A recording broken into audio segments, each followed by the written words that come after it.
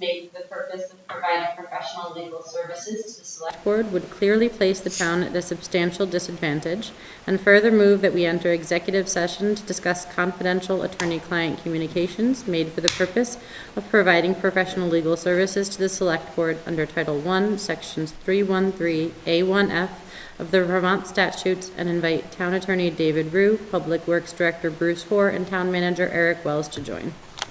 Is there a second? Second. Discussion? All those in favor? Aye. Aye. We are in executive.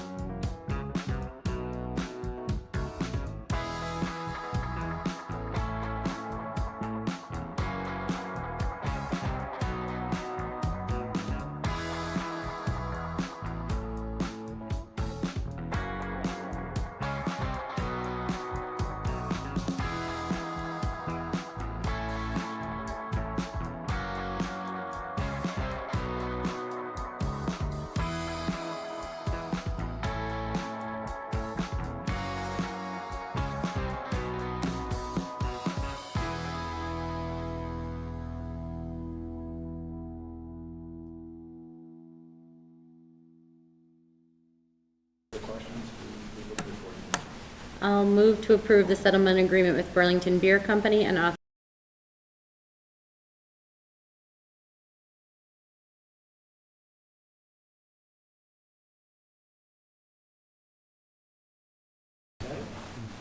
Thank you very much. Have a good night. Thank you.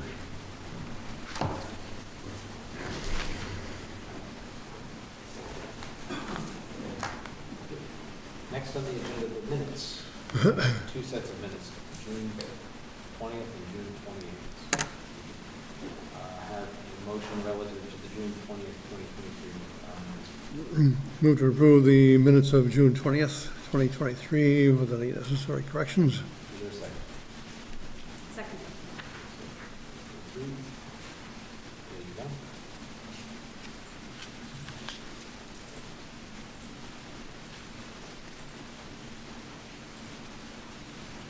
Page two.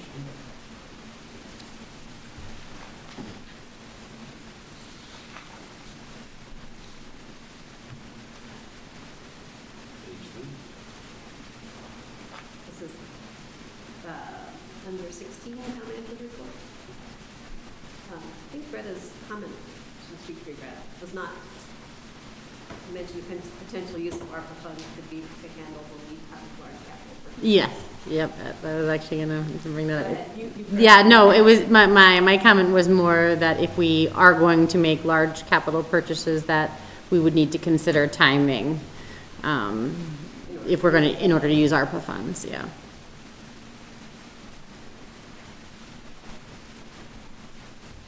Eric, is that enough guidance? Yep. Okay. I'll make sure it's up.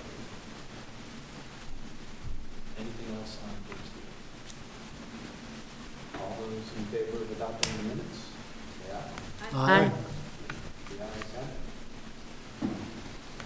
Next, the June 28th. Move the approval of the minutes of June 28th, 2023, with any necessary corrections. Is there a second? Second. Yeah, that one. Chair recognizes member Isham. A second. I should have used the hand. Okay, page 1.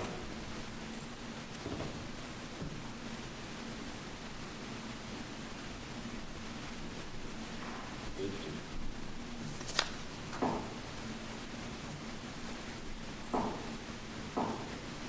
All those in favor of accepting the minutes, say aye. Aye. Those opposed, nay. The ayes have it. Next, public comment. This is a moment for the public to make a comment or speak what's on their mind.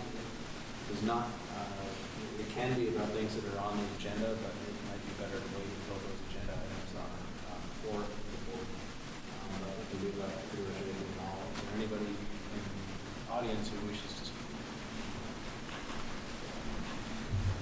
Seeing no one, is there anybody online? Nope, no one out there.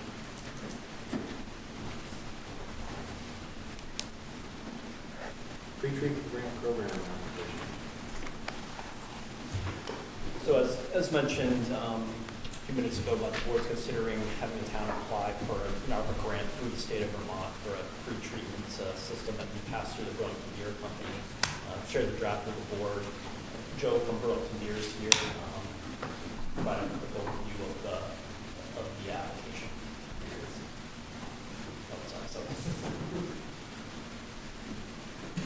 So actually, both of you could introduce yourselves. I prepared a quick remark before we get started as well. Good evening, members of the Williston Selectboard as well.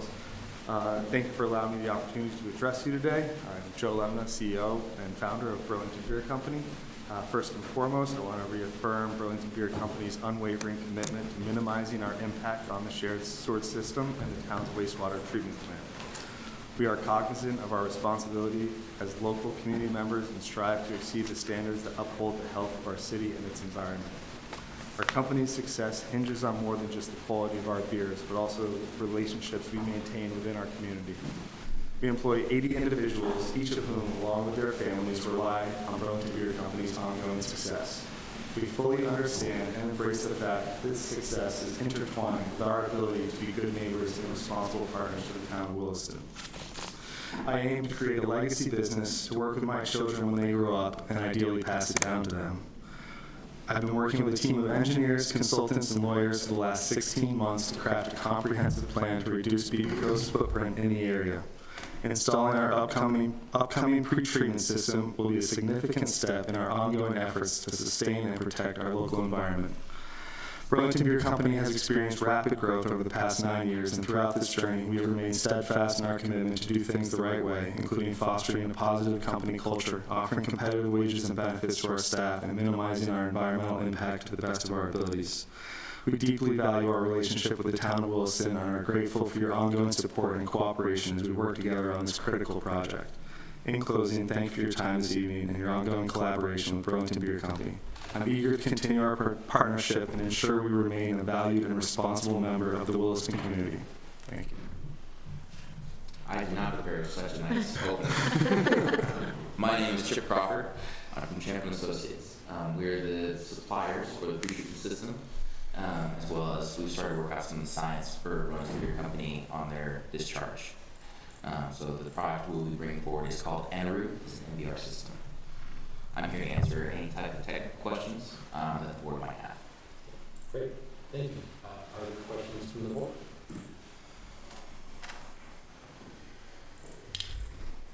Can you give us a 2-minute, how does this thing work? So it's an MBR system, microbiological reactor. So this is a proven technology that's been used for multiple decades. And so this is just a newer sort of version of that. It's more compact. So what it will do is this will take and reduce the what's called BOD, which is biological oxygen demand. So the current problem that the town of Williston and Essex, the treatment plant, is facing is the fact that the strength of the waste coming through is too high in BOD. So coming through there, the BOD just shocks the system, and it's too much for the plant to treat at once. So this will cause, through aeration as well as filtration, it will cause a microbiological reaction, and where microbes will eat and take away the BOD as well as the soluble solids, and reduce it to residential or even lower than residential rate. So you have much cleaner water on the outlet, and you just have activated sludge left behind. So what will happen is there's going to be multiple tanks in sequence, and then from those tanks it will go into the reactor. The reactor will do its work and filter out as well as clean out that material, and it will go to a sludge holding tank. The clean water will go to a pump station and sent to the town.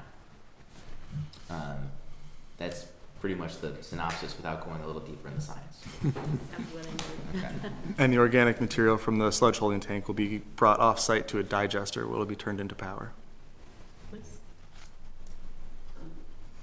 Eric or Bruce, because he's here, that our engineers have been through this and we're comfortable this is the right technology as far as our expertise goes. Yeah, Bruce has reviewed it, Jenny.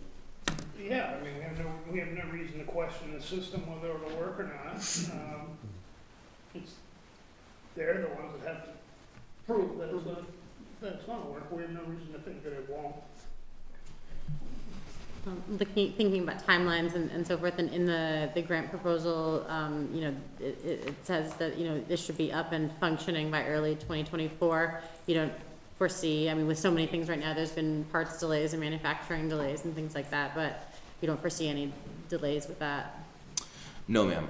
It looks, so right now, Eneru has been very steady in their lead times for us to get materials. So I have no reason to believe at this time that it would be delayed. The biggest thing for us is going to be, if the grant is approved, it'll be approved late September, and then making sure final design is approved quickly so that we can get the ordering process underway. Burlington Beer Company owns enough property to host the multiple tanks for this system? Yes, we've worked with our landlord to design a system that the tanks will go in the front parking lot and the MBR filter will go inside the building. Thank you. Any other questions? Okay. If not, proposed motion. Can we do it? Sure. I move to authorize the town manager to submit a pre-treatment grant application to the Vermont Department of Environmental Conservation to fund a wastewater pre-treatment project at Burlington Beer Company. Is there a second? I second it. Is there further discussion on the motion? If not, all in favor say aye. Aye. Opposed say nay. The ayes have it. Okay. Thank you. Finalize again. Thank you so much. Thank you. Thank you, Chip. Thank you, Joe.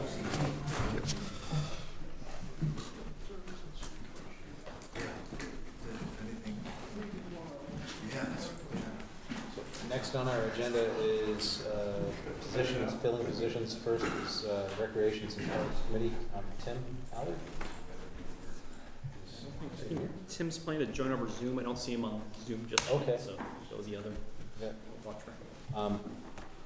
There are positions also on the Community Justice Center Executive Board. Is that Rob, Dennis, are you here? Can you come up to the table?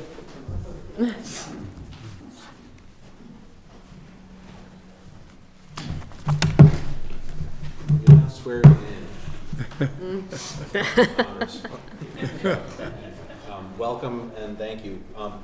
If you could each give a little blurb about yourselves, and then the board will likely have questions for you. So, I'm Dennis Francis, and I have been living in the town of Williston for about 8 years and 8 months. I am originally from the Caribbean island of Trinidad, but I have been living here in the United States for quite a long time. I have been a naturalized citizen since 1994.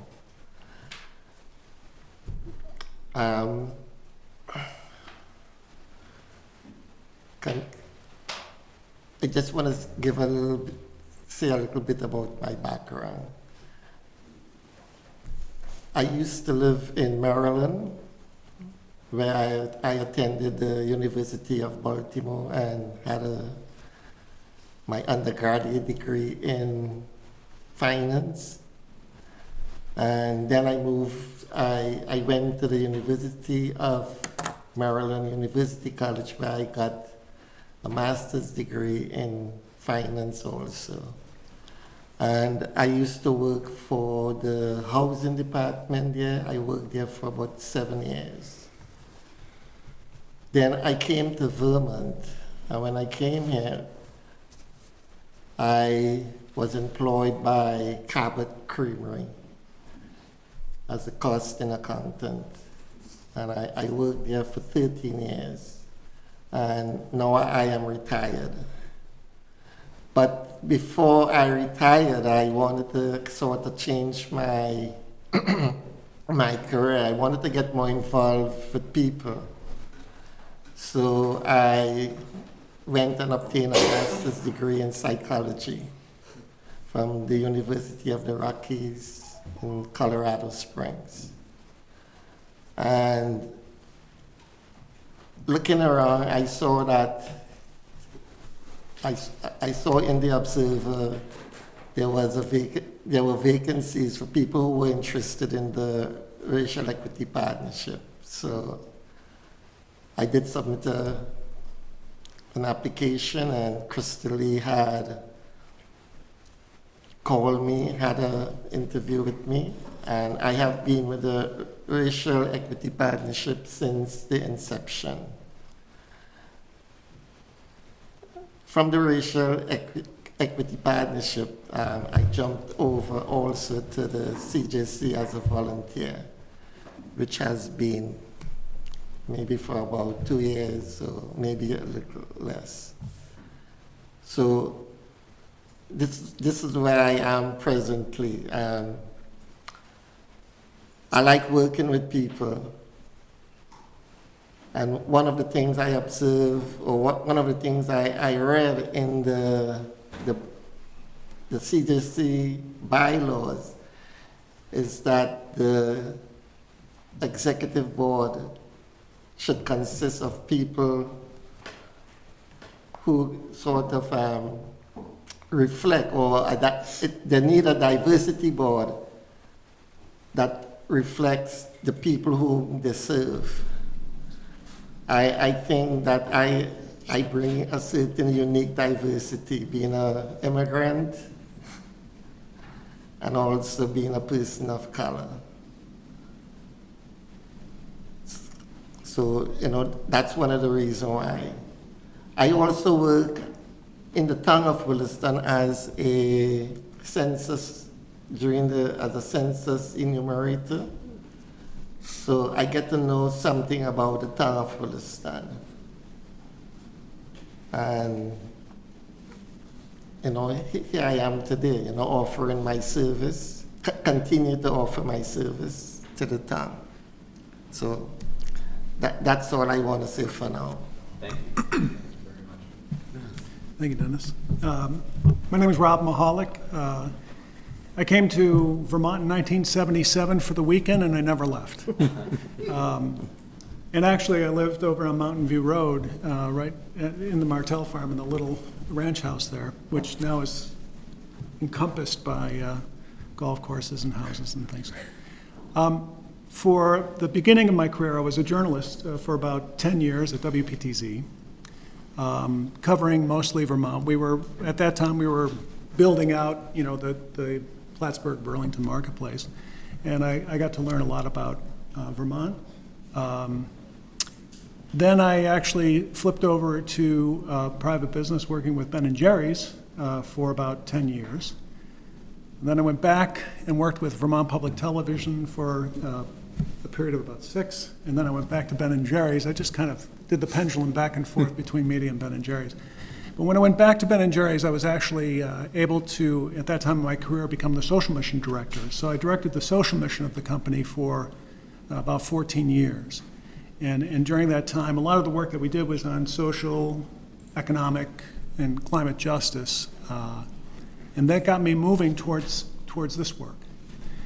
When George Floyd was murdered, a group of us in the B Corp community, Ben & Jerry's is a certified B Corp, benefit corporation, and we all got together on Zoom on June 2nd that followed the George Floyd murder, and we said,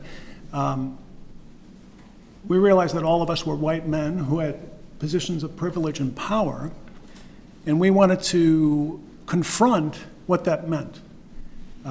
We all agreed that white men have been writing the rules in this country for centuries, and for much of that time, those rules favored white men.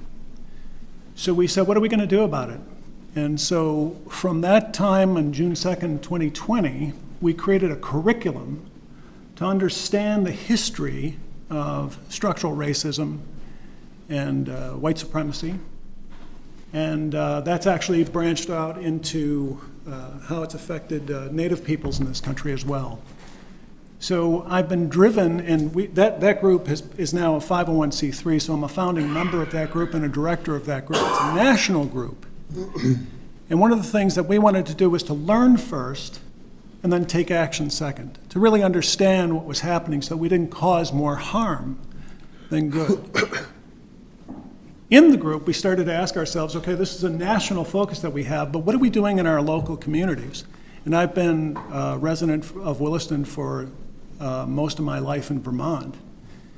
And I said, I don't really even know what's going on in Williston. I was quite ashamed of that fact. So I started looking around to see what was going on. I found the Racial Equity Partnership and got involved and engaged with that. And I, at that time, asked Krista Lee, I said, what more can I be doing? And she introduced me to the CJC and restorative justice panels. And so I did the training and got involved with that, and realized as a seat came open on the board that this is the work that I've been kind of preparing my entire life to do. And so I was really happy to be asked to put my name forward to be on the board. I'm retired. I've given up some other things to create the time and space that I know I need for this work. I know it's many more hours than are described if you're going to really lean in. And I'm all about leaning in. So that's me. Great. Thank you. Questions from the board? I thank you both for taking the time to come down here this evening and speaking with us. Appreciate it. Thank you. I trust that, you both are active members of the CJC and the Racial Equity Partnership. And I know that Crystal Lee would not have recommended you for these positions if you were not in good standing. So, I don't have any questions at this time. I think both of them come to us well vetted by police and by Crystal Lee, and come with excellent credentials. I remember Mr. Mahalik from his broadcasting days. No real questions. Yeah, I don't have any questions either. This is a specious and inappropriate comment, but I remember from Channel 5 as well. I also remember Bird Verdane. Yep. Anybody who's of that era, the weatherman. So He was a great guy. Bird was a great guy. we were student hall people in my house. Channel 3 still. Anyway, okay. So if there are no questions, the chair would be looking for a motion. Move to appoint Rob Mahalik to the Community Justice Center Executive Board. Is there a second? Second. Further discussion on the motion? All those in favor say aye. Aye. All those opposed, nay. The ayes have it. Is there another motion? I'll move to appoint Dennis Francis to the Community Justice Center Executive Board. Is there a second? Second. Is there further discussion on the motion? All those in favor say aye. Aye. All those opposed, nay. The ayes have it. Congratulations. Thank you. Thank you very much. Oh, Yeah. Thanks Very much. Thank you. We're very lucky. Thank you. Thank for you. adding to the town. Thank you for being part of the town. So, heading back, is Mr. Allard available? Is Tim Allard here? Nope, I don't see him online either, so I guess Well, maybe it's something come up this evening. lots been going on in the last 24 hours. So we can, I'll see if he comes on later. If not, we can Okay. schedule Yeah, him we'll, here. okay, great. Okay, so moving on to the next agenda item, the Old Brick Church Verizon lease. Yep, so I can queue it up for the board, and Yep. come on up, we'll get some folks on Verizon here as well. So the board may remember a few years ago, the town was approached by Verizon Wireless to locate equipment in the cupola at Old Brick Church for a repeater across the street here. The proposal before the board, you'll see, includes construction in addition to the back of the church to house the equipment for the repeater. The use of the building, Verizon would enter into a lease agreement with the town and pay an annual fee. Verizon would handle permitting and construction costs for the addition and the installation of the equipment. We had the Old Brick Church trustees review the proposal, first the original one a few years ago, and then this updated proposal earlier this year. The trustees are in support of moving forward, and the chair would like to be engaged in reviewing a lease agreement if we get to that point, and construction documents. We have Andrew from SAI Communications. He's managing the project on behalf of Verizon. He'll provide an overview. So the next step in this process would be for Verizon to pursue local and state permitting approval for the project, and the town to review and consider entering into a lease agreement for the space. So we brought forward to the board tonight, I'm seeking direction whether the select board's in support of this concept being proposed, and if so, the work would commence on the next steps with the permitting and design. And then we'd also look at the lease agreement with that as well, should we get in place here. There's no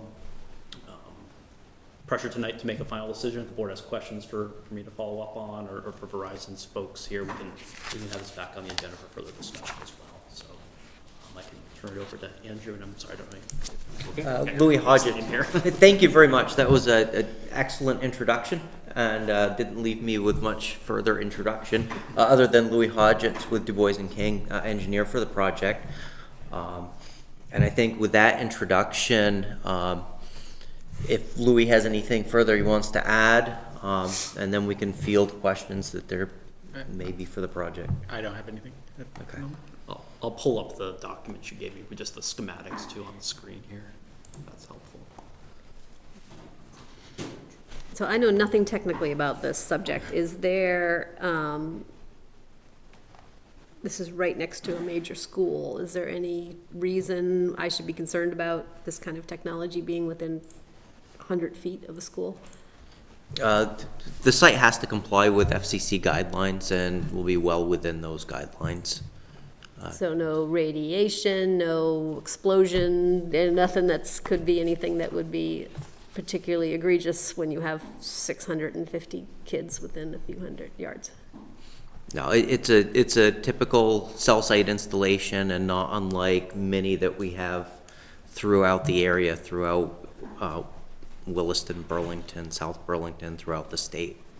It consists of a number of panel antennas that would be situated within the steeple, and then there will be cabling that then connects that to equipment in an equipment space.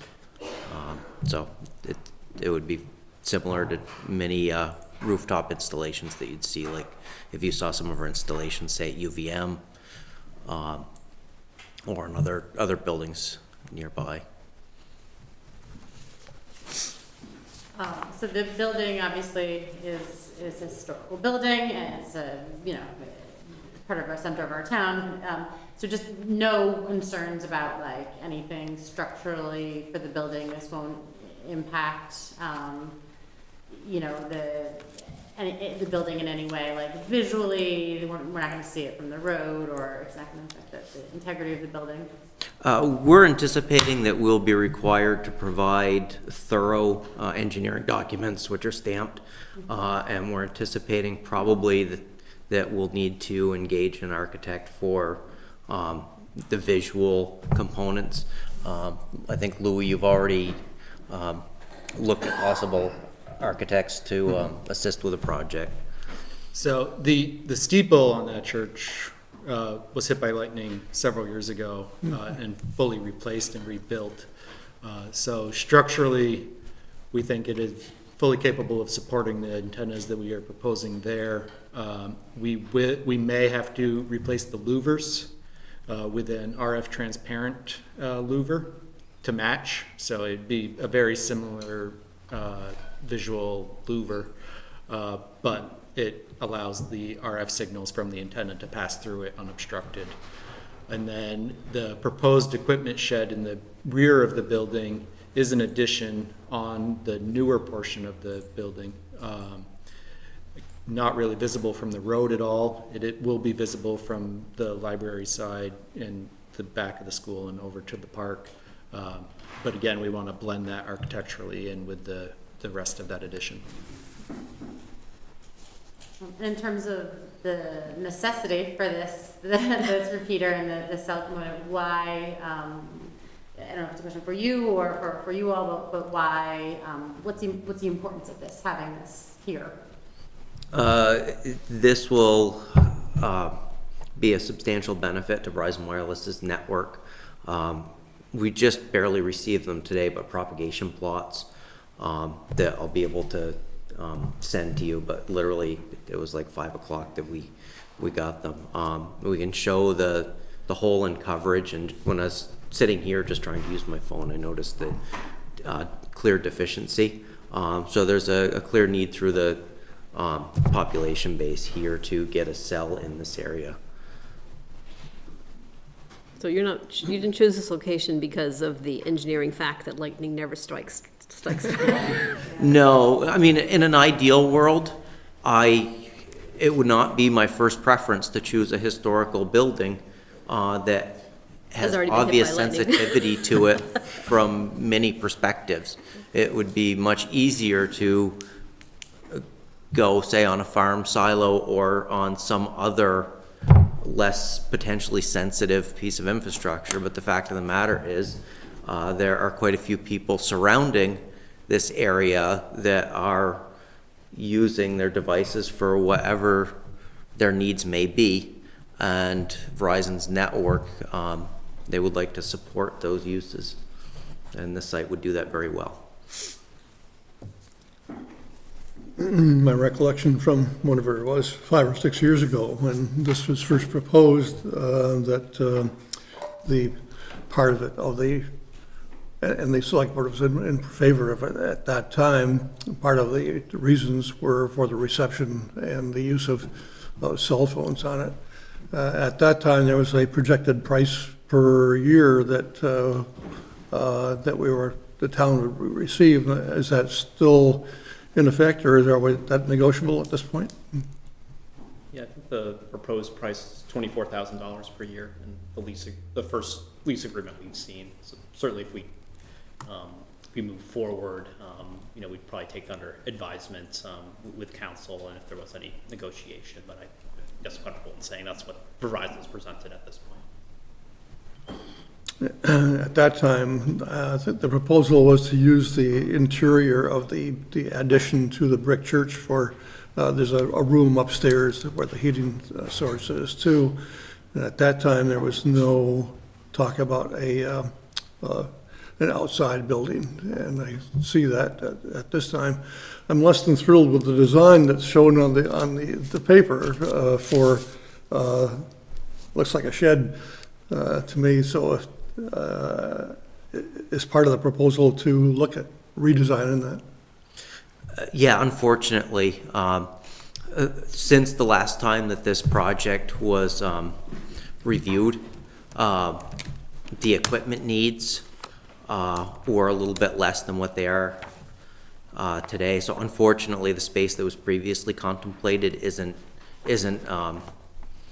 able to be used or contemplated, given what the equipment space needs are today. So unfortunately, that necessitated changing to the exterior building.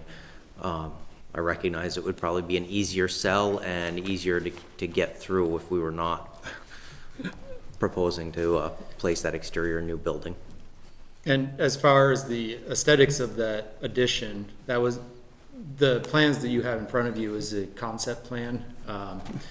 We are in negotiations with an architect that we're working with to boost the aesthetic appeal of that.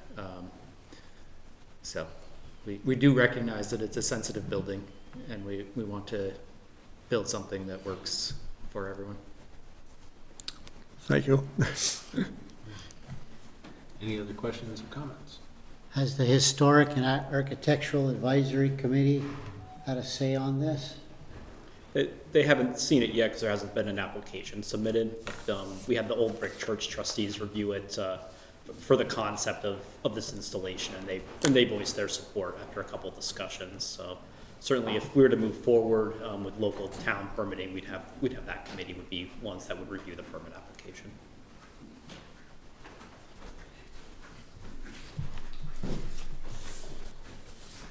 So there is no proposed motion, but staff is seeking directions. What are the thoughts of the board?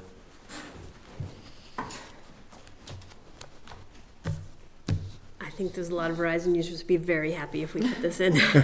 And I think there'll be people who are very concerned about what happens to the church. So, but I'd be okay with going to the next step to see what it would look like. Yeah, I agree. I think we need to go forward with it. Something we need. Yeah, okay. So it sounds like the consensus is that we should proceed to the next step of the project development process. Everything you need right now. That's what we need pretty much to go back to Verizon and say, yes, you're not wasting your money or time to do a little bit more due diligence. Great. And I thank you for your time, and that's what we needed so that we can do that. Okay. Thank you. Thank you. Thank you. Next on the agenda, we are a little ahead of schedule, but town value visualization discussion. Krista Lee. Welcome back. How's everyone doing? Good. You sound healthier than the last time you were here. You were sort of had a really bad cold, if I remember. Oh, it was brutal. It was brutal. I feel like 3 tonight. So thank you for having us here again this evening to talk about these really important pieces of our community. We've certainly, the Racial Equity Partnership in the CJC has been truly involved as much as I think we possibly can be in looking at the issues of diversity, equity, inclusion, belonging, and anti-racism. And over the course of the past year, we've been doing a lot of work and listening to people in the community, meeting as the partnership and then meeting within the CJC to talk about how can we elevate and visualize the town values that were adopted back in October. And we came up with some suggestions. Part of those suggestions came from within the partnership and the CJC, but a lot of the recommendations came from comments that people have shared, both with myself and the partnership, as well as from various meetings that we've been invited to attend. And just wanted to share these ideas that I shared in the document with you, but also to talk about the potential of a process to engage citizens further. And through the work that I have done over the past year with Cornell, and really thinking about how can we take those best action steps and kind of meld that with the restorative work that we do in the community. I would love to just kind of present the idea of doing a few listening circles within the community to share these recommendations, but also to glean deeper what people's thoughts are around, we now have the town values, so I'd love to hear deeper thoughts from people in the community about what they would like to see. And so I would love for us to hold a series of listening circles where we could invite community members to a conversation led by members of the CJC and the Racial Equity Partnership. And then after a series of those listening circles, put together a comprehensive report for all of you with the recommendations of what kind of were at the top of those listening circles. Within that framework, I also feel that we have an obligation to letting the greater community not only know but see and continually have our town values recognized and spoken. And so within this document were some ideas that we came up with for making sure that we just don't have the town values and that they're just not listed, but that we are actually speaking them and doing all that we can within our town to live and breathe them. So that's open to questions that you might have from the document. Questions? So you've done this more or less internally with the committees that you currently deal with. How do we get public awareness and participation in the process? Right, and so a lot of this information came over the last bunch of months from people reaching out to us, but the idea of how do we engage greater community participation would be through the listening circles. So I think putting that out on the town website and putting that when those dates are. Also, we can highlight those on the CJC, put them in the Observer, put it on social media, and also make it available so that we have morning meetings, afternoon meetings, evening meetings, virtual meetings, and also thinking about how we reach out to the people in the community who typically might not show up to those particular places, and having the support of our CJC volunteers and our racial equity partners going out and actually doing outreach to see how many people we can either interview independently or who might be interested in coming to one of those meetings.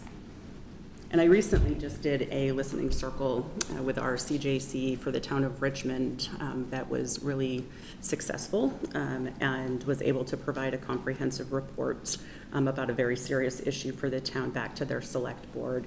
And we had quite a big turnout of community support. So I think they're really useful, and it does follow best practice in terms of how to engage members of the community, and especially members of the community who might not be so forthcoming to a public meeting.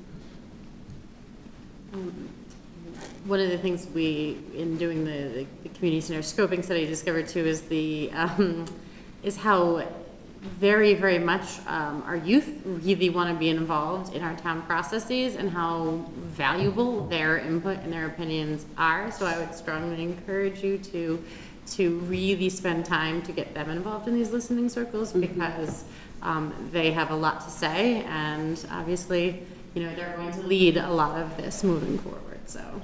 Right, and I agree with you, Greta, and I think all of you know that we have a youth board, and so our youth members would be really instrumental in helping to make that happen as well.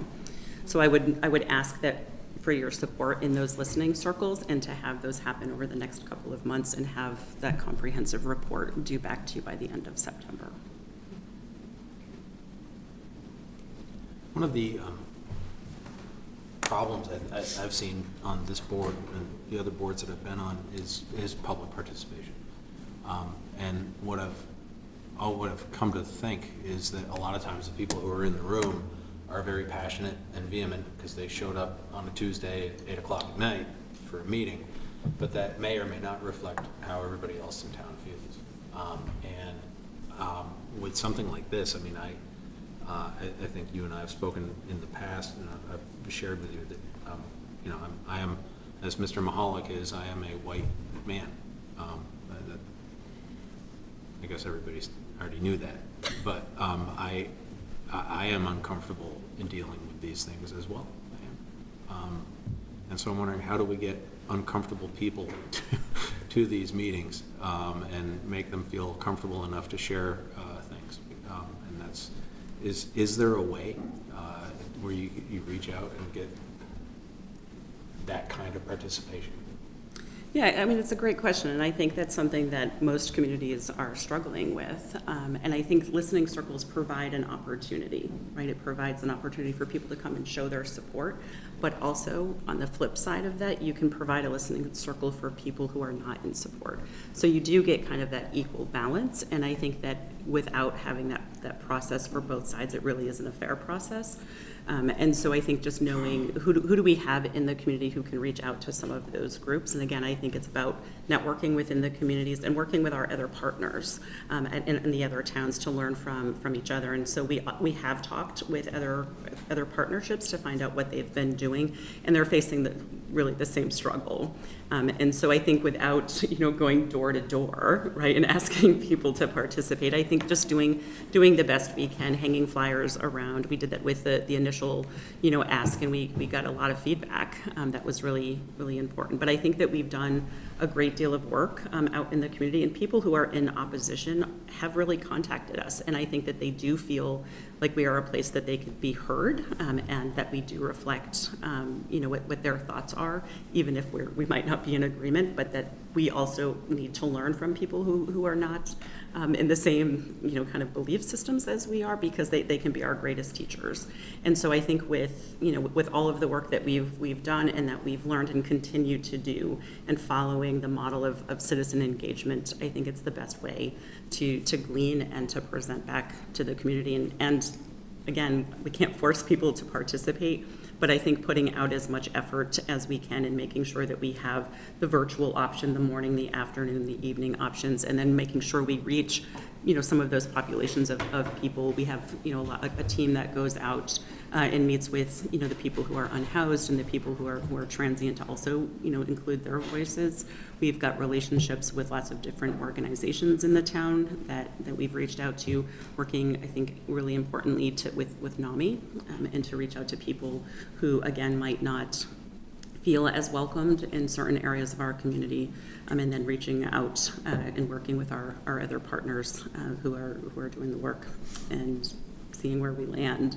And I think that if we give enough time and notice and visualization to the ask, that report back at the end of September, I think will be as comprehensive as we can have it be based on who's participating. Great. Thank you very much. I wonder if there's more a parallel path, though, because Williston can't be so unique that we have to go and ask these questions. Every community in this country has been asking these questions for 3 years now. Is there a parallel path of just seeing, like, there must be really obvious. I saw you have an equity audit in here. The school district did that. We brought in somebody who had a lot of expertise to look at policies and look at our practices, and interviewed a lot of people and could sort of fast track that. I think time's a wasting. I hate to do one more study, and I do value getting the input from people who live in Williston. That's really important. I'm not trying to undervalue that, but the work that Eric and Greta did, we know we have policy work that needs to be done. We know we have other things that need to be done. I think I would value like diving into some of that. Just like challenge the board, like, what should we have done already? We've had 6 months. What have we done in 6 months? And I would think Rob's expertise. He's lived this before too. So there's got to be things we can start actually making change instead of studying this more. Yeah, I agree. I think in this document there are things that we have suggested that we do. Mm-hmm. But again, when we think about what the initial ask was, when we put the flag up as an example, right, and that we needed to revisit that. Yeah. And how do we revisit that and bring in maybe what people have learned over the last bunch of months since it's been up? What have people felt? What have people really accepted that, right? Mm-hmm. Is that now something that we can keep up, or is that something that we need to think about, like, where does that now go in our community, so that we still keep that visualization, mm-hmm. right? We as a partnership, we've even questioned, right, like, from our learning,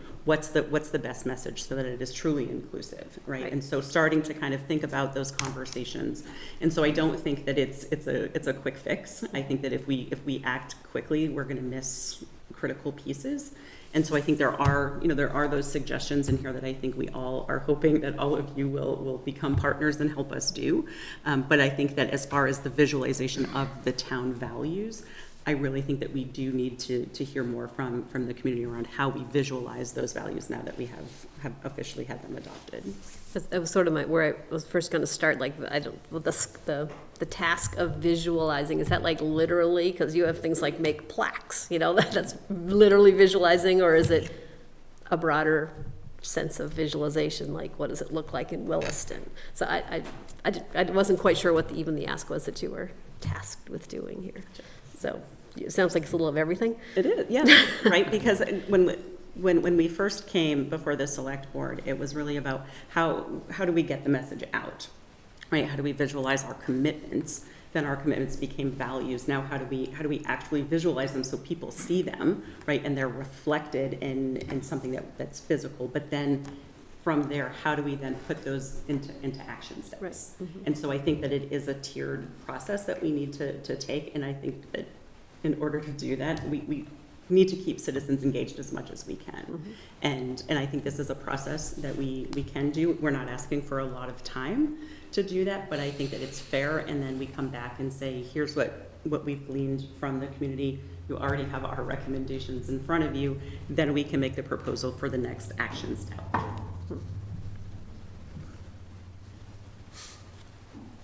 And you all can participate in those forums as well. So I mean, and I'm really serious about that, because these processes, it's not like we're gonna do it, it's done. It's an ongoing dynamic. Because you could easily say, oh, let's put a flag up with each of the values down the street and we're done. Well, you're not. But that's a step forward. So I think that's what Crystal is saying is that how do we engage the community to begin to define where we're going, not define where we're going? Because it's just the beginning of a process. Does that make sense?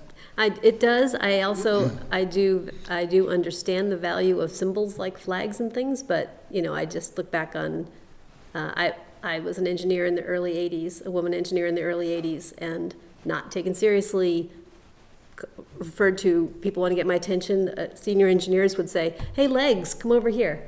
So I know what it's like to be belittled, and flags don't help. Action helps, and leadership action helps.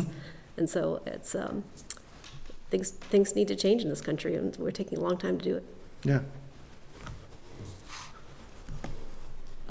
Speaking of time, now I know you're saying we need to act faster, and I agree. I mean, I think obviously visualization of these is an active reminder to our community that these are the things we're all working towards, that these are the values that we uphold as a town, and that when you walk into these spaces, these are the things that you as an individual participating are expected to, in the ways in which you're expected to participate, and the values that you will see represented from our committees and the select board and within the town governance. The timeline piece comes in. I actually was going to say I think September's too soon. It is pretty soon, to really get these listening circles, just because we're summer. here in July and it's summer and people are away, and to really get participation, even just give that extra September month to get the feedback when people are more out of the summer mode and back in the swing of things, because I really do feel it's that important to get true engagement from our community and as many members and as broad a representation of our community members as we can get. So that's my only suggestion on that. Okay. And I think that there are things in this document that are action steps, right, that we put in as our recommendation. Certainly, tonight we'll be talking about the land acknowledgement as, when we're finished this. I think working with our various town boards and commissions, I think it's really important to continue with education. We certainly have put forward our requests for that. I think that it's essential that we do that, and we did that. Was it a year and a half ago now? I've been advocating for those to continue. So I think that that's something, again, that We need support in making sure that town employees are continually educated, that we provide those educational opportunities within the community. And so if you look on the back of the document, right, there's pieces around a quarterly education event that can be sponsored by the CJC in conjunction with working with the library, having guest speakers and community discussions and dialogues. Those are all things that the CJC and the Racial Equity Partnership are ready to do and to organize. We just need your support to say, yes, go ahead and do that. So that's an action step. I think, again, the calendar of events, that's something we're willing to take on, but would need your support to say, yes, go ahead, create a calendar that can be shared out in the community. That strategic plan, right, that's an ask as well. Right, is that something that we as the Racial Equity Partnership along with the CJC could work on developing to come and present? We don't know if that's something that you all want us to do or how to do that in the best way of that work, right? We're ready to do it. We've got people who are begging to do the work. So that's an ask. Quarterly education for the town, that's an ask. And then the artist in residency, utilize the flag post. Those are more of those visual representations, but there are 5 asks on this document that can go into action step pretty quickly. There's probably a few things on the list that would be flashpoints for people in the community, and this is a huge job. I sort of go back to the old saying of how do you eat an elephant? One bite at a time. And we've done several bites over the course of the several years and making some progress. So a few more bites I think makes sense. So there's no formal action tonight, but what would be helpful from us now? I think what would be helpful is to get your support in doing the listening circles. Certainly can stretch that timeline out and reaching out to our partners and making sure that they can participate. Those partners would include the Diversity, Equity, and Inclusion Director for the school district, our leadership within our religious and faith-based communities, reaching out to our other partners that are part of the CJC and our other racial equity partners. Getting your support to do that, I think, would be critical. Support for the continued education for town employees and making sure that all of you are willing to participate in that education, I think, is critical. We also would really love for all of you to attend one of our racial equity partnership meetings to really get to know the people who are doing the work. It's something that we feel is really, really important. And then I would say the other piece is getting your support around us putting out a calendar of events that could go onto the town website and share out publicly certain things that are happening in the community around those community discussions, around other listening circles. The CJC certainly has many of them, and then getting your support to build out a strategic plan. I think that's what we're hoping to get from all of you tonight. That's a lot of bites of elephants. One thing I might offer for the board to consider too, there's certainly a lot here, and great work by our team at the CJC and the Equity Partnership. And thinking about, we talked about creating a strategic planning document, kind of a roadmap to help us on where we're getting started, where we're going.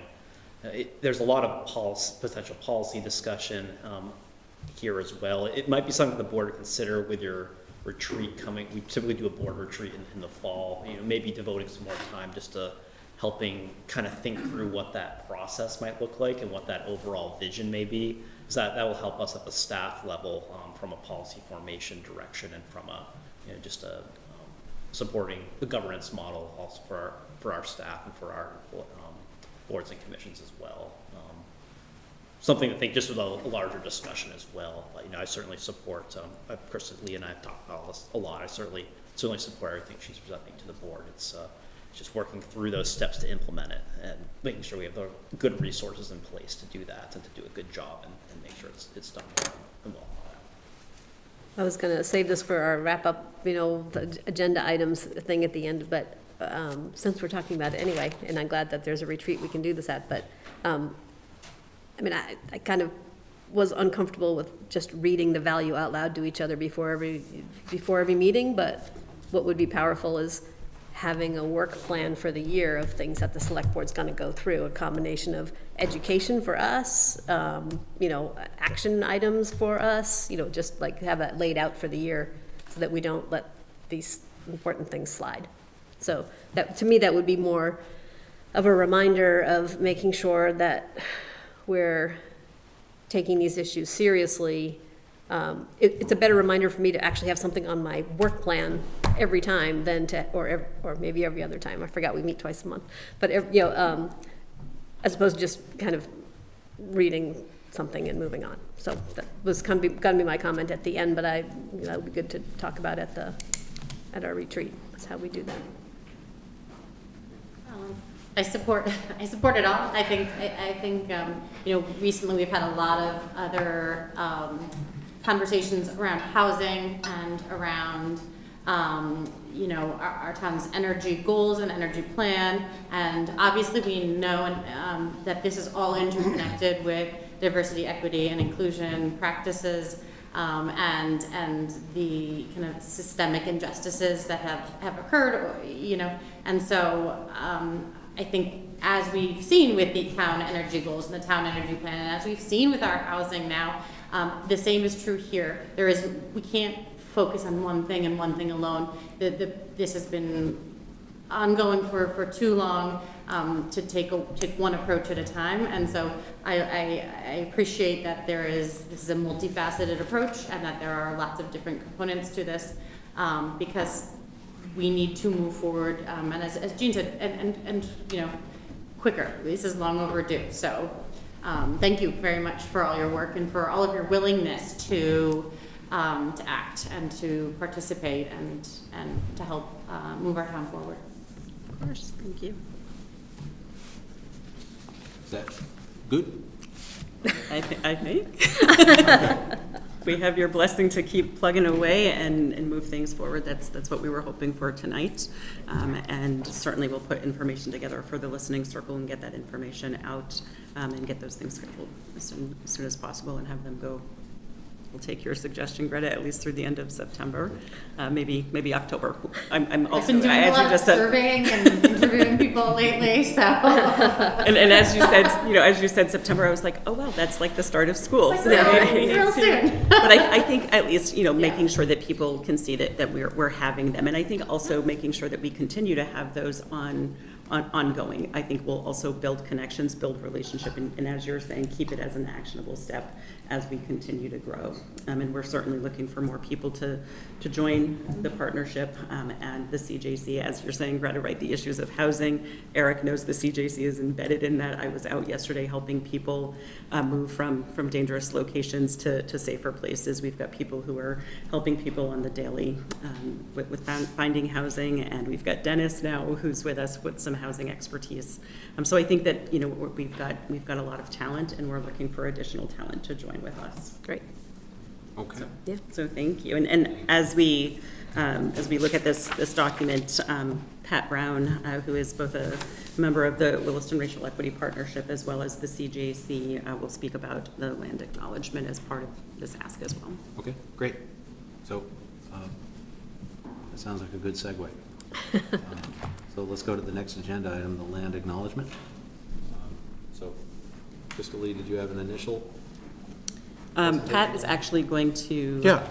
present for us. I'll give a short overview if that would help. Yeah. So I believe we had a request come our way from the Select Board in the fall of 2022 to say, how about a land acknowledgement? So we took that to task as part of the Racial Equity Partnership.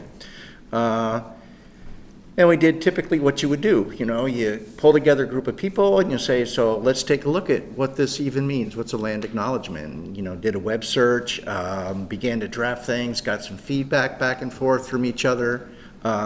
We looked at a variety of, I'll call it sort of frameworks, and looking at acknowledgement statements where they begin to say, yeah, before you start, you need to reflect. You need to do your homework. You need to think about appropriate language. Like, what language are you going to put in here, and how does it resonate with the town and also with the local people who were here, who we're trying to acknowledge?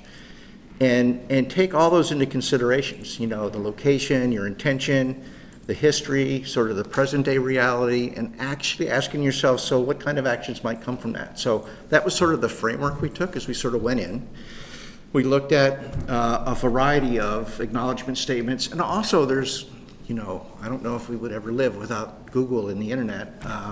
There's so much information out there, so trying to parse that down, and there was a site I particularly looked at, it was called nativegov.org, which really had a whole collection of information. Then we looked at a bunch of other sites related to communities. We looked at Montpelier, we looked at some institutions, Middlebury College and UVM.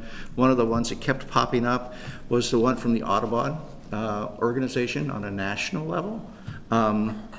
So we took all of that together and drafted a statement.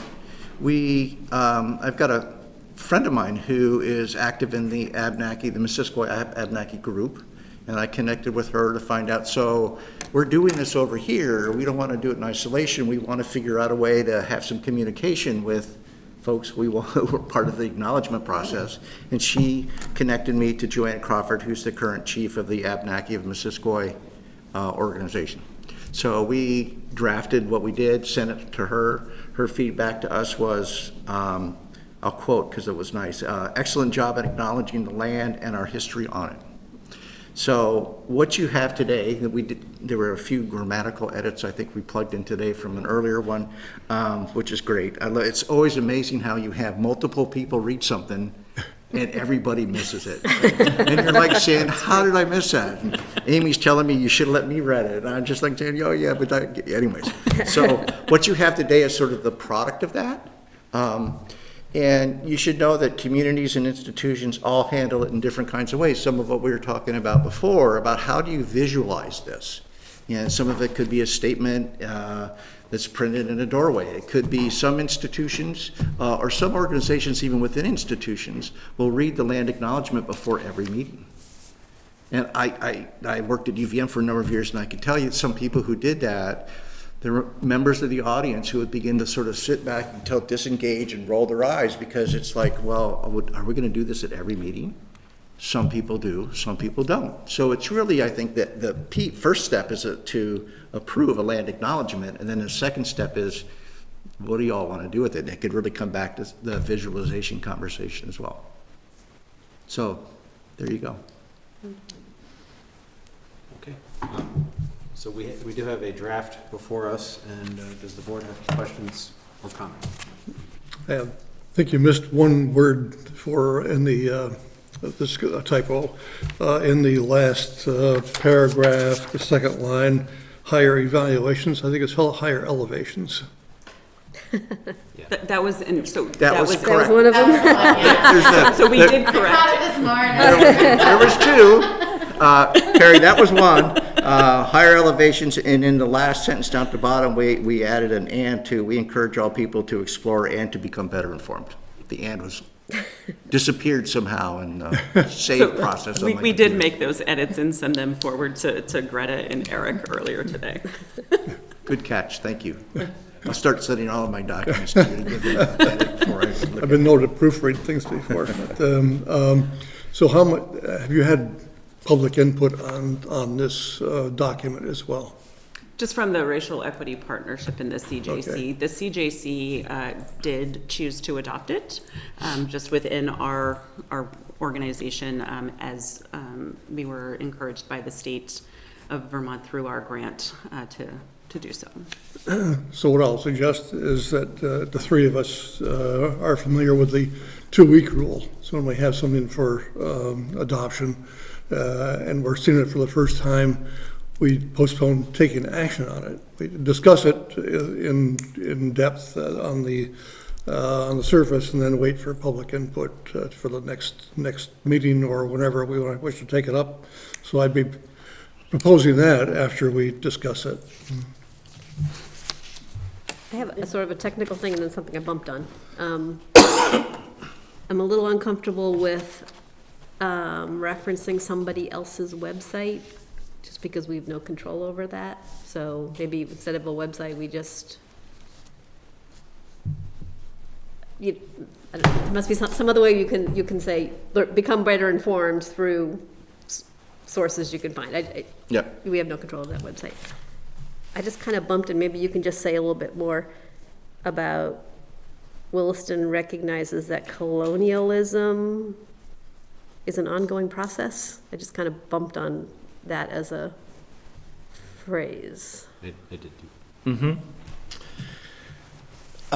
And some land acknowledgements don't address that, and some do. So I think as you sort of discuss it, it's really a question of how far do you want to go in making those kinds of statements. And there's not, I guess as I've read the numerous land acknowledgement statements, some go way beyond that.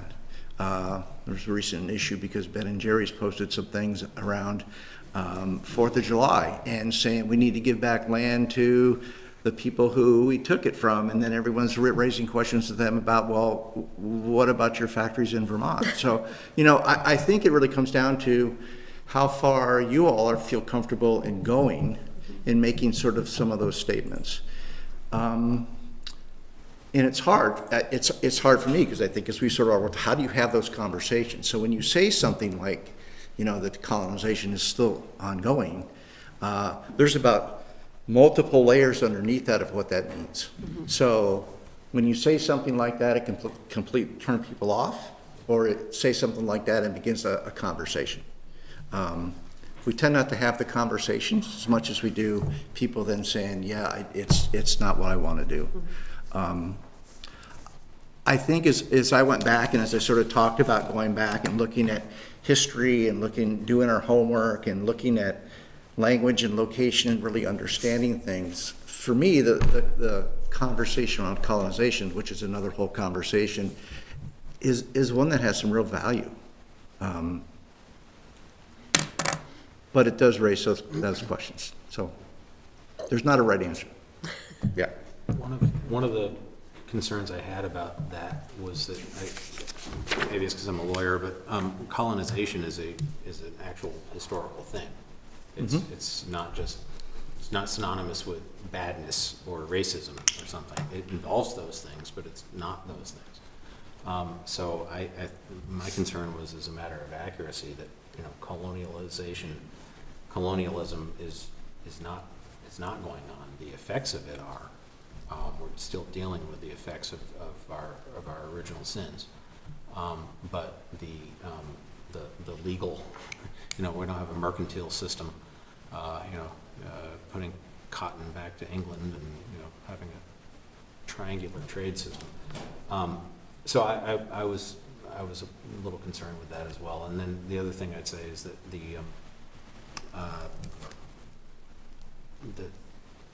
if it does start a conversation, the issue I would have is that this is not a conversation, it's a statement. So this would be like the end of the conversation.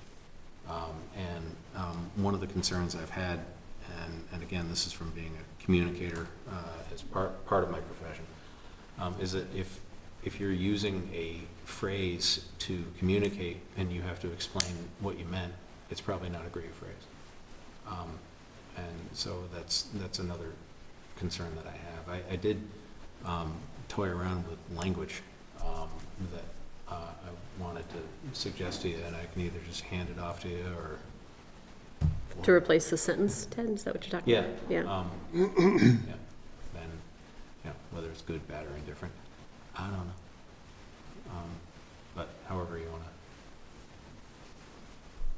Well, I think we're putting this forward as a draft. We're putting this forward. Yeah, it says draft on it. This is our effort to forward it to you all. If you want to send it back to us and have us continue some work, happy to do that. If you want to take what we have and tinker it around and so that the language is something that you all can agree, at least I'm fine with that. You know, it's the town statement. It's a town acknowledgement, and really, you all in the end have to approve it.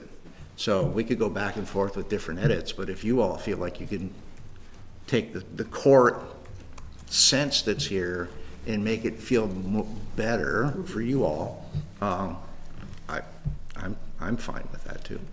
So I do appreciate the sentiment and the possible tweaking of the word colonialism, although I do think it's important that we leave the recognition that the effects of colonization and that language and that verbiage in there, because it is ongoing, it is not static, it is, we are feeling it. The Supreme Court, as of, just a couple weeks ago, has made decisions that are exacerbating the effects of the colonialism and colonization, however you phrase that. We are seeing it very much still throughout this country, throughout our state, throughout our towns. And so I do think that it's imperative that we use that language in there personally, because this is not, because this is something that we need to acknowledge before we can talk about how we are going to repair that harm. Yeah, I think I absolutely agree if we're talking about the effects of. Yeah. Well, actually, that's funny because that's what I wrote. Let's hear it, Ted. Williston recognizes that the effects and consequences of colonialism and oppression of Native peoples continue to have painful, adverse effects today, and we commit to building public awareness of both their history and present-day consequences and the need for action to address these complex issues. That addresses my concern. It feels slightly passive to me without us taking ownership of it. Yeah, I'm not sure. I don't know. It feels, as I said, it just feels a little bit passive rather than. I do think it's going on. I don't think it's, the effects of colonialism are not something that we can just acknowledge. It's colonialist policies are still impacting the lives of people today, and are still informing the policies that are in place around our country. And so, yeah. I think we're gonna, this is gonna be There's a middle ground somewhere, maybe. I don't know. Right, so I wonder if maybe, so that we don't take up too much time this evening with this, is if we do a little wordsmithing, you do a little wordsmithing, and see, maybe we can email back and forth and then come up with a second draft. Because I think, Greta, what you're saying, so many of us agree, and Ted, what you're bringing up, I think so many people agree with as well, and Jean, what you're saying. And so again, I think how do we take all three of those thoughts and come up with something that's going to be reflective and truthful, right, about what has not only happened, but that is continuing to happen, and the effects of that, and the daily impacts. And again, I think what Pat was saying is how deep do we really want to acknowledge?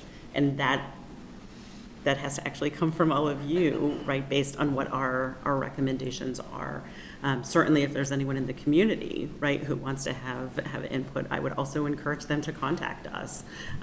We've reached out to the state of Vermont and have, asked for their guidance and shared this with them, which they thought was really well done as well. So I think that there's just, there's parts and pieces, but as a community, what is it that we want to acknowledge? What are we willing to accept as the truth, right? Some of that sitting in that discomfort of the truth, and then taking into account, once we accept that, right, as a document, what are we then willing to do? Mm-hmm. And so I think all of that has to come into play, and again, not wanting to put something in there that just looks good, right, but that is truly reflective of the honest reflection of what people are still impacted by daily.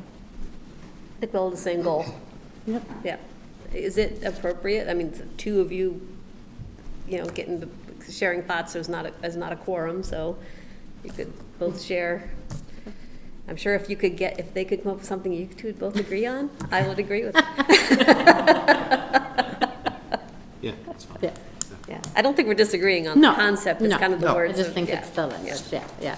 And I really appreciate you all spearheading this. This was, I definitely felt very passionately that this was long overdue, as I'm going to use that phrase a lot, but this is something that our town very much needed to have and to have done, and to actively continue to openly acknowledge that this is land that we have taken. And So I really appreciate all of your efforts to make this happen. This is very important for our town. Heavy lift, thank you very much. Of course. All right, thanks. Thank you.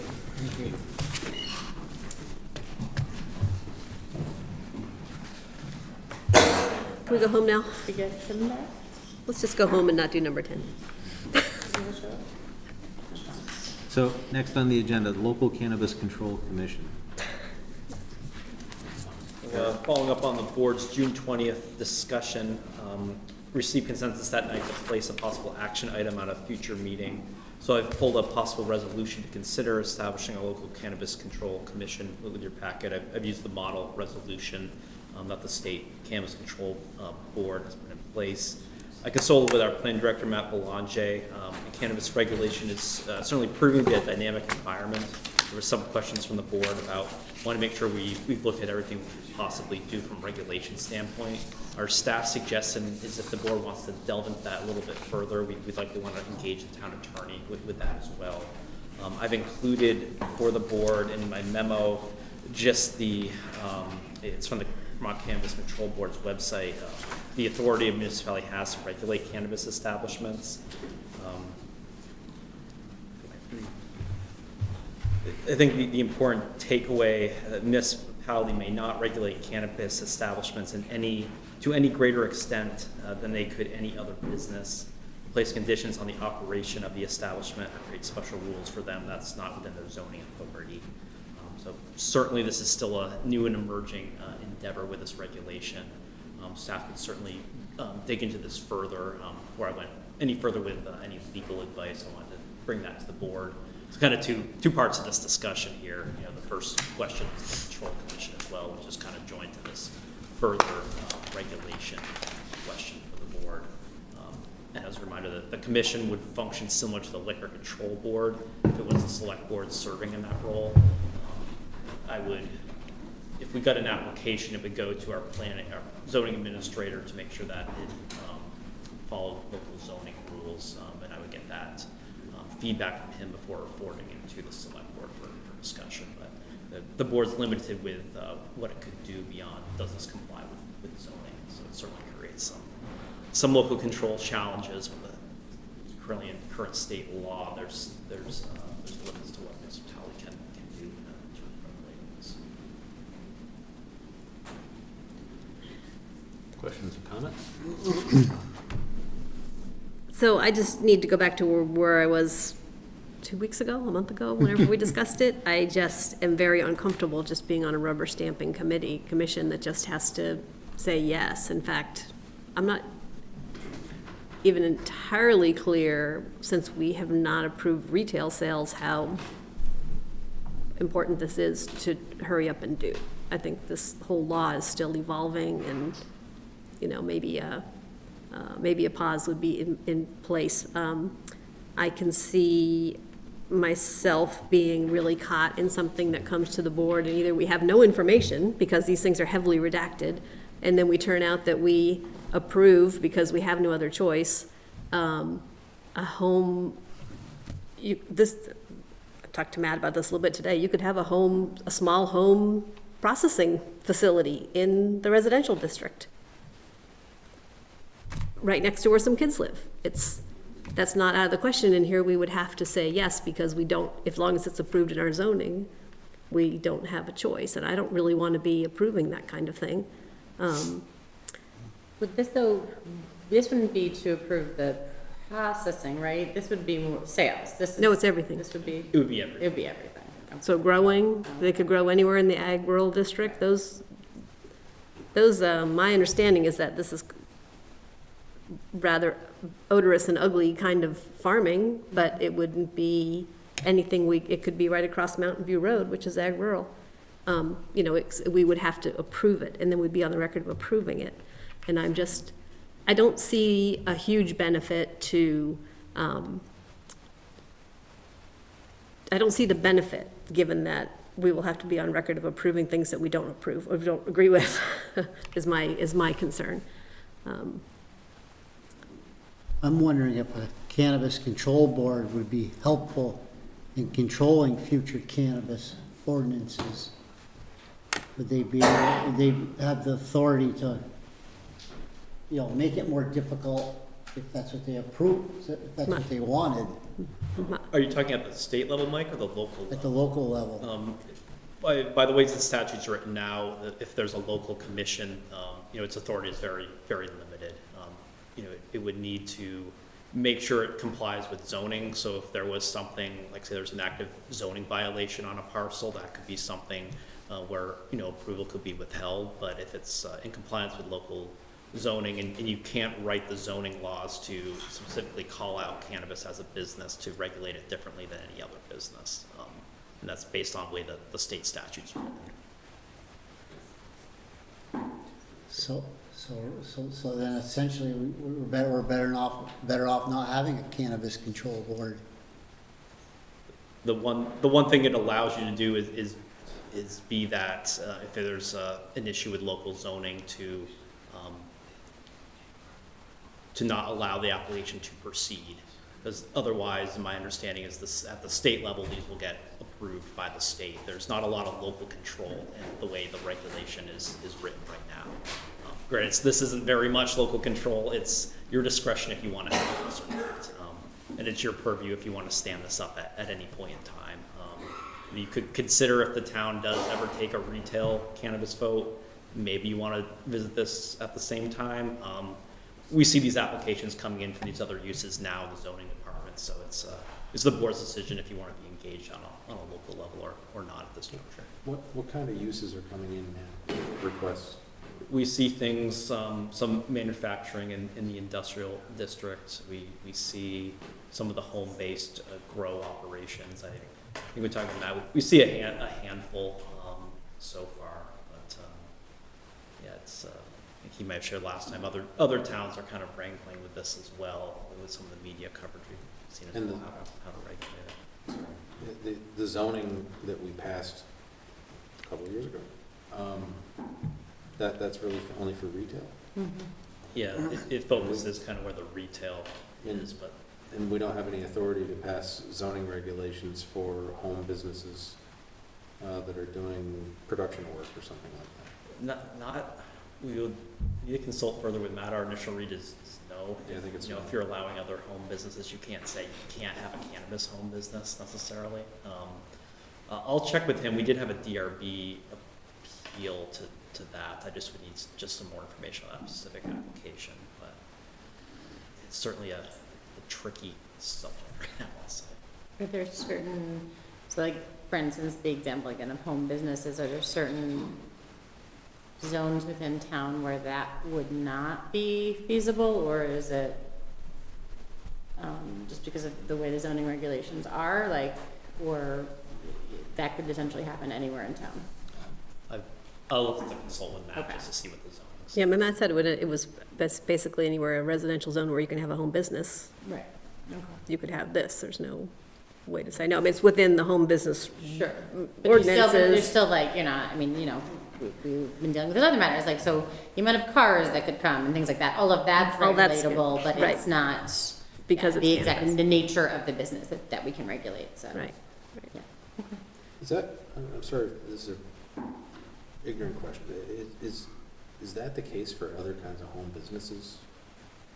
If somebody said, I want to do a home business of making cigarettes, and the bales of tobacco get brought in, and my grandfather had a cigarette making machine before he died of emphysema.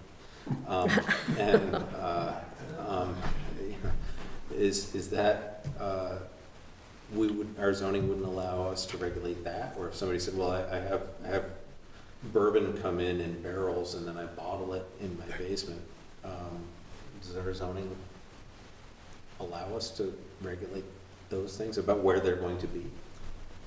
I would need to just check Yeah. on that. It's not comfortable answering it without Because looking at it. I'm not, my recollection is that this is unique, that the state government has said, there's not much you're going to be able to do about cannabis in your town. If you approve the retail sales, you can regulate that through zoning. But all this other stuff, like the farming stuff, I don't think we can regulate nearly at all, right?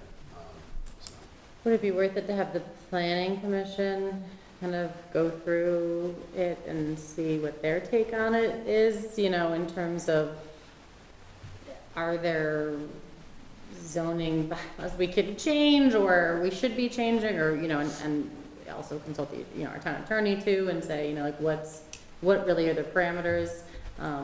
My other question would be, are we the right, I mean, I know we do it for alcohol, but would there be a subcommittee of the planning commission or the DRB that does this? I don't know, you know, are we the 100% right body to do that? It's certainly the select board's discretion. You know, historically, the board served as local liquor control board, board of health, these other authorities for municipal governance in roles as select board members, but it's your discretion. And I think, you know, if this were to be stood up, you know, it's very clear of what the parameters for review are. So, and I think the state has the authority to, you know, review those local decisions to some extent, I anticipate. So I did ask Matt what happens if the board just votes no, even though we're not allowed to vote no, and he said, well, it would just probably get overturned at the state. So it's like, okay, I'll just vote no. It'll get overturned at the state. I think I was trying to figure it out, and I didn't have time to actually get this confirmed, but just from, I think Burlington, I think it's a subset of the city council. It's not the whole city council who makes these decisions. There's much more of them. And they only do retail. At least at the time that the articles were written, the commission only reviews retail, which we don't have. So. If we don't put this in place, the state is the one that issues licensing for the business. Yep. Ultimately, the state is the licensing entity, and this is kind of similar to liquor control board. Say we approve this locally, it fits our zoning. We don't have anything within purview as a body to not approve it. If does the state take into account our zoning regulations when they approve? I'm not sure they give it that close of a read necessarily. If they didn't, I should think we'd be able to Right. enforce our own zoning. Right. Yeah, that's where this becomes, you know, the local review first. I'm not sure exactly what the state process looks like if they're saying, okay, let's pull up Williston zoning and make sure that this is in compliance or not. So I'm not sure what their process looks like right now. So if it's primarily related, if our main kind of considerations or the only kind of authority we have in this is related to the zoning, then I kind of go back to maybe this is a DRB or a planning commission matter more than a select board matter, because they would know better the zoning pieces and things like that. Because if it's gonna be, if they're all gonna be approved regardless, unless there's a zoning issue, you know, we'll just have to be advised if there's a zoning issue and then approve it or not. But if it's stopped at the planning or the DRB, then. So are you saying that we should create a cannabis control board, but we should make it one of the other boards? Yeah. Yeah. I don't know if you could, just thinking along those lines, if you could give that authority to the town zoning administrator under the zoning administrator duties to say, is this meeting, you know, it doesn't sound like there's a lot of subjectivity to this review. Yeah. Does it meet the standards or not? That could be something to explore as well. Yeah. I also have, I mean, our agendas are packed enough, and we're already talking about what we don't, you know, can and can't afford to make time on the agenda for. So, you know, to spend more time looking at a highly redacted thing and trying to guess where it is and if we're going to approve it, it just is one more thing. When we don't really have any options, just seems like not the best use of the select board's time. Feels like the only option we have is whether we opt in for retail sales. Everything else is state statutes already determine that for us. Yeah, but even if we do that, we still have the same limited amount of control over retail sales license. If we went ahead and did this, it would be, are you in compliance with our zoning? If you are, then we have no choice but to rubber stamp it and give you your license. Yeah, I think that's what Mike's saying, is that we don't have any choice on all that. The only choice we've given on any of this universe of decisions is the opt-in, right? Yeah. Yeah. I think so. So what is the board's leaning? I would like to do a little more investigation on, are we the right body to do it, or is there some other body that could do this? I'd be interested in what other towns have done and what their experience is. I know that there's a few towns that have been like all in, but what their lessons, if there's any advice or lessons, I guess. Okay. Sounds like, Sounds like it's at the level for, our state reps. Take forward. I'm sure they would love that. I mean, I do understand. I don't want anybody to think that I don't understand why cannabis is legal and all the implications around that.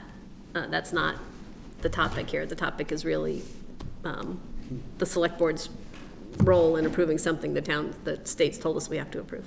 Well, it feels a much more business-related matter at this level. I mean, again, regardless of what we are talking about, we're approving whether or not a business can be located in a certain place, which we didn't even know. Yeah, because they won't tell us where. But again, yeah, it feels much more like a business or a zoning kind of issue, so. Yep. so it sounds like we are not ready to proceed with any formal action tonight. Yeah. I will do some more research along, see kind of how other municipalities have tackled this, consult a little more with Matt, and then do some more research and bring something back to the board here in probably the next month or so. If that works. Is it a separate sort of ask, to Greta's point about like, who's looking into, is our zoning as tight as we can legally get away with? I would probably want the board's direction to engage the town attorney on something like that. So if that's something the board would like me to engage the town attorney on, I could make that ask of the town attorney. And I guess the only other thing would be like, was Matt here when we did the other zoning thing about the retail? Mm-hmm. So whatever expertise he brought to the table to say that was something that we thought would be at least arguable, that's kind of all we're thinking about. We'll take that lens on retail and say, is there that lens on home businesses, or something else that's to Ted's point, if there must be it can't be a free-for-all. I haven't read the ordinance on home businesses, but there might be something that we could tighten it up for all sorts of probably perhaps inappropriate home businesses in our residential zone. So we're shooting blanks in the dark, and eventually, we have no idea what the people of Williston want as far as cannabis sales. And someday, we got to put this on a ballot, not on town meeting day, because we don't get enough people to vote, on a ballot in November, when people come out and tell us what they want, whether they want to be in or want to be out. Don't you think we would get that if someone brought a petition? By what? A petition? I mean, Could no be. one's brought a petition forward, is that? It could be. Well, I think We that's why we had, haven't put it on the ballot, just because we've been waiting. we have for the someone opportunity to do it bring a ourselves. petition. Right, Yeah, right. yeah. Well, we had a request to do this 2 years ago, to put it on the ballot, and we chose not to. There was no petition at that point. Right. I will, I'll chat with Matt some more, and town council at that point, I can report back to the board. Okay. So, next item, fiscal year 2024 tax rate. I've been in consultation with our parliamentarian, McCaig, that I understand that if we're going to set the tax rate as recommended in the manager's report, that we first have to move to, is it void? Rescind our prior decision setting it. So once that's rescinded, then I guess we have a blank slate and the next motion can be made. So if people understand that and are in favor of that, Eric, could you maybe just like, for the record, kind of like, why are we doing this? Sure. Yeah, so we calculated with a grand list that was a $24 million increase, and we realized we need to set that at a $26 million increase, which lowers the rate by 0.003 cents. Original intent was to allow a little room for appeals. My understanding with the assessment, the town may have done that in the past. I was incorrect in that, and then we realized, and pragmatically, our software cannot allow for that to happen either. So, lesson learned on what we, can't add that little bit of room in here. So it's a very low rate change, but we certainly want to be accurate. So the grand list is $2 million higher, and it reflects on a rate that just needs to be a little bit lower. Thanks. So with that, I would move to rescind the action that the board took on June 28th to set the tax rate at 0.3362. is there a second? Second. Is there discussion on the motion? All those in favor say aye. Aye. All those opposed, nay. The ayes have it. It is rescinded. Is there another motion? I'd move to set this fiscal year 2024 municipal tax rate at 0.3359. Is there a second? Second? Is there discussion on the motion? All those in favor say aye. Aye. All those opposed, nay. The ayes have it. Okay, managers report. So I just want to, not on my report, but I certainly want to just recognize what's been going on the last day here throughout our state and in our community. Gave the board a couple updates last day as this unfolded locally. So our Winooski River at Essex, as of right now, I'll refresh the gauge again. It is 22 1/3 feet high. Major flood stage is considered 18 feet.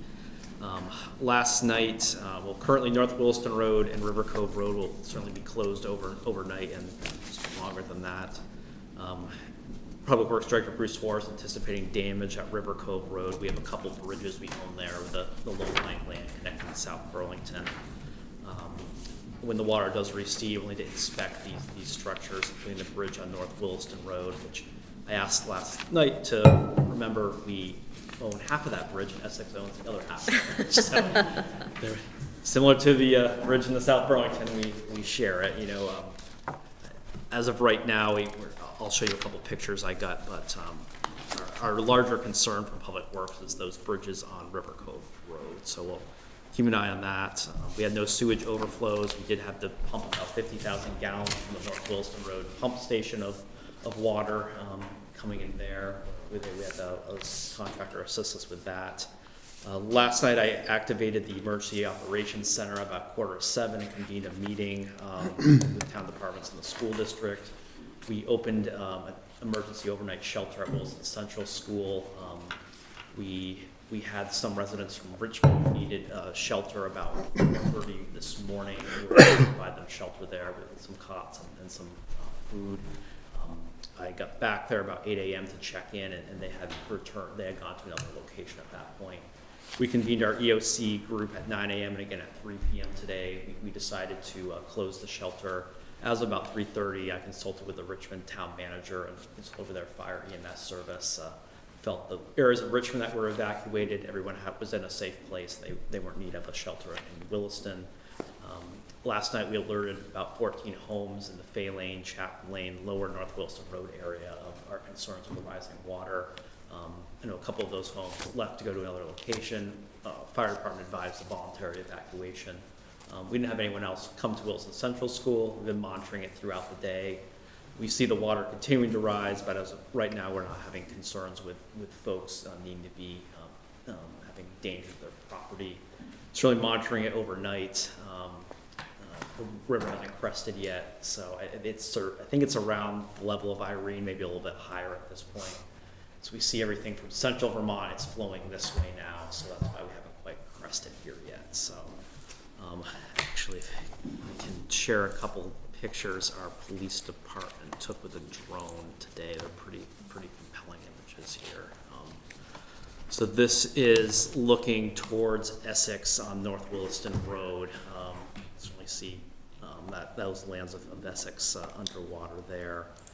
Here's looking back towards Williston. You can see that the bridge is there. This was probably about 4 o'clock this afternoon or so after we wrapped up at the EOC. So that's about 22 feet now.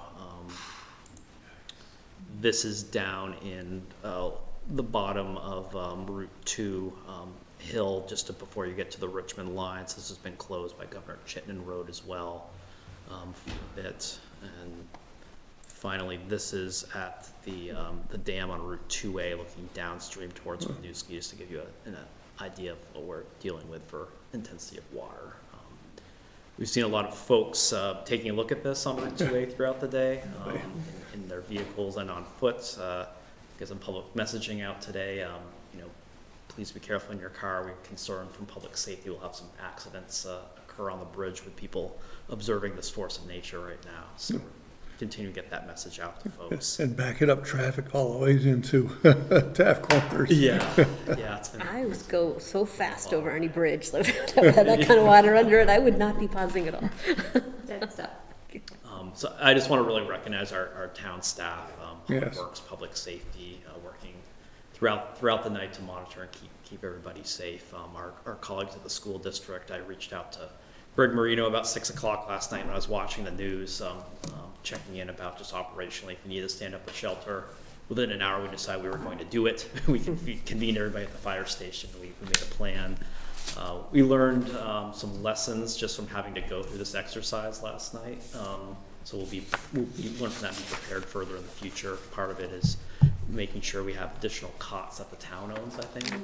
We couldn't get through to anyone at the Red Cross or Ron Emergency Management last night because they're just inundated, understandably, with the situation throughout the state. So to say it's, continue to monitor North Williston Road. It's going to be a couple days. I'm just asking folks traveling to be patient, be smart. If there's any water on the road, don't drive into it, turn around, work to get that message out. But just hats off to our great staff here just for service and support as we work through this. And we can support other towns. The fire chief has been deployed to assist in southern Vermont with swift water rescue the last 2 days as well. So if the board has any questions for me, that's kind of where we are operationally right now.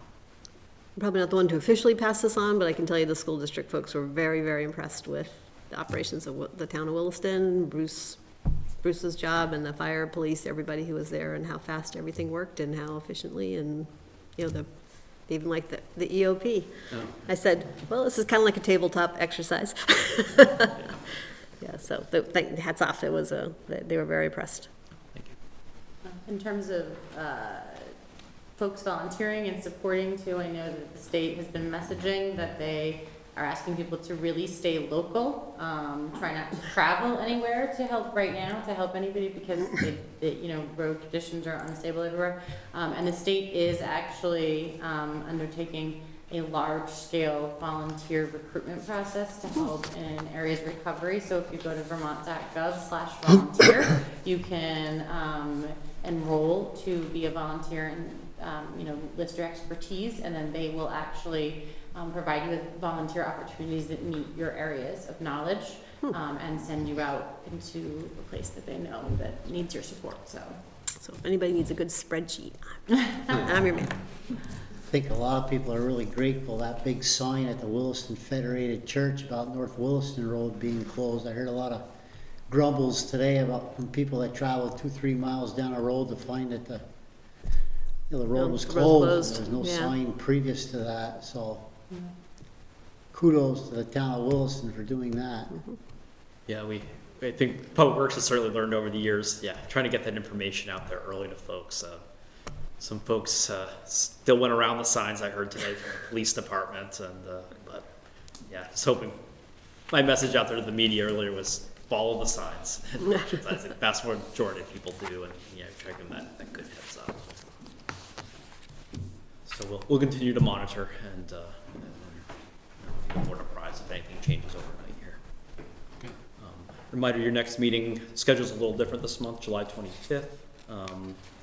We're also working on a refresh to our website. The template needs to be refreshed with a company that bought the company we used. We did some research and made sure this was the best deal for the town still on web hosting. We looked at about 4 or 5 different options. So well, this was good to stay for continuity and the price right now. So we'll be working on that project the next couple of months. And I shared with your materials a memo from the Planning Commission, a couple at their last meeting at the end of June, just with some comments they had when you consider appointments moving forward for future commissioners, as they have a couple openings or advertising for those roles right now. So do they, so I just learned a new process with the CJC Executive Committee, right, that was approved. So does the Planning Commission just come to us like the rec department or anybody else? Somebody fills out an application and we're the first ones to interview them? Yep, yeah, it's a tiny bit different with the CJC with their bylaws, where they have just the executive board that's appointed by the select board, and their volunteers are appointed by the executive board. But for every other town board or commission, they're advisory to the select board. So staff would take any applications in, schedule those interviews, and then the sitting planning commission wouldn't necessarily have any recommendations for people being interviewed. The board would get those, schedule the interviews, and make any decisions for appointments after that. That's gonna be a tough job with everything on their plate in the next year or two, so. Yeah. I wanna make sure people know what they're getting into, and they're not just gonna, you know, get on the board, vote for or against one thing they're passionate about, and then, you know, be done with it, so it's. We've encouraged folks when they apply, and Aaron Dickinson takes the lead on the town volunteers to reach out and schedule time to chat with town staff who support boards and commissions to encourage them. That some people do, some people don't, but just so they have some time for dialogue about what that role entails, so they understand kind of what's coming up on the agendas for these bodies as well. Well, it's good to know, but we should definitely make sure that happens, because that will probably be my first question to anybody who comes, is like, did you sit with staff and understand what this is all about? And if they say, no, I didn't bother, that would be something. But if they say, no, I was never invited, that would be harder for me, so. Have they started accepting applications for advertising? Yep, Yeah, okay. yep, we started the end of June. I think we may have 1 or 2 applicants now. You know, given the summer, we're trying to leave a little space to try to see what we get. And certainly, as we're looking at equity of boards and makeup of boards, wanting to certainly encourage as we look at different commissions. And the Planning Commission has certainly a policy-making board that I'd say of all the boards and commissions, the select board sees that policy from that commission quite a bit. Using this as a good lens for us as we reach out and get people to consider applying for this. And so you have a good potential slate of applicants to consider, just giving a little space to allow that to happen. Great. And that's all I have for manager's report. Other business? 2 catering permits. First is it's a wedding at the Isham Family Farm, August the 19th, 802 cocktails. Staff has no objection to this application. Is there a motion? Move to approve. Is there a second? Second? Discussion? All those in favor say aye. Aye. Aye. All those opposed, nay. Abstention? Unable to vote. 1 abstention. Then second, a catering permit from the Sausage Shack at the Red Barn Gardens for a pet food warehouse private party. It's July 26th. Wait, I don't know where any of those things are. The Sausage Shack. That's a nice comment. Good one. We're expecting about 70 people, so I would suggest for the board, I don't have a temporary event permit for this yet. If the board may consider approving this liquor application on the condition that a local or a temporary event permit is also approved for the event. It meets the threshold where it would go to the manager unless the manager felt it needed to be forwarded to the select board, but I haven't received that application. At the board's discretion, if you want to consider that motion. So it was actually a serious question. Where is this? The Red Barn Gardens, which is down Route 2 Oh, yeah, on the side there. on the side. Yeah. They have a On the nursery. cemetery. They've used it as events at times for some weddings and other things as well. They had some temporary event permits last year as well, but I think I need to just remind them that they would need one for something like this. Okay. Further questions or a motion? Move approval with, subject to the approval of the temporary permit. Temporary event permit, yep. Is there a second? Second? Discussion? All those in favor? Aye. All those opposed? The ayes have it. Okay. That's all I have. Final thoughts on agenda items from this meeting? So the board retreat has it been scheduled, or when does it usually happen? And we typically look at the fall sometimes, so the last couple of years, I've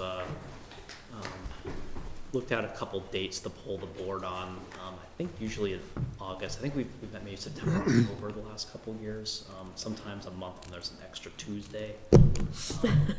So in the previously, myself and Rick McGuire would look at some possible dates and present some possible topics for the board, and maybe pull the board on how to focus the retreat. It's typically been similar structure on an evening for a couple hours, really focused on a deeper dive into one or two topics. Last year we did some equity training with Abundant Sun, who's a consultant with Greta and I worked with on the cohort. We know them a little bit and had them do some board training that evening. We've done, I think, some economic development discussion, a couple other goal setting some years, a few years back, number of different ways the board could approach the retreat topics each year. Okay. Anything else? Hearing nothing, we are adjourned. All right.